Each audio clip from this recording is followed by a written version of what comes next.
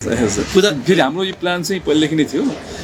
हामीले आज health camp गर्ने भनेर चाहिँ लगभग 1 महिना अगाडि प्लान थियो तर उहाँको चाहिँ आज स्पेसल डे हो भने थाहा थिएन सो थाहा थिएन मलाई थाहा थियो सो म चाहिँ हामी लगभग 400 देखि 500 जनालाई चाहिँ आज हामी जस्ट यो हेल्थ क्याम्पको हामी चाहिँ त्यही लाभ दिँदैछौँ सो उहाँहरूको लागि म एकछिन बस्नेछु यहाँ भनेको त्यता विवाहको पछि गइएन नेक्स्ट टाइम आउँछु केही छ शुभकामना यहाँबाट एकदम खुसी लाग्यो ह्याप्पी म्यारिड लाइफ भन्न चाहन्छु त्यही भन्नु धेरै सेलिब्रिटीहरूले बिहे गरिरहेका छन् बल्छी होइन यो लगनको बेलामा पनि मैले चाहिँ अघि पनि कुरा आएको थियो म सँगसँगै मेरो संस्थाका हाम्रो सदस्यहरूले पनि भन्नुहुन्थ्यो अनि पहिला हाम्रो संस्थालाई ठुलो बनाऊँ पहिला मेरो अरू कुराहरू जस्तो सेवामूलक कार्यक्रमहरू छ यी सबै चिजहरूलाई चाहिँ बल्ल फाउन्डेसन रन गऱ्यौँ हामीले चाहिँ बल्ल खुल्यो आजबाट र राम्रोसँग रन गरौँ र नेक्स्ट इयर या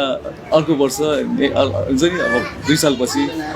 प्लान गरौँला सोचौँला भनिरहेको छु र अब सबैजना आइदिनु भएको छ यसको लागि धन्यवाद छ।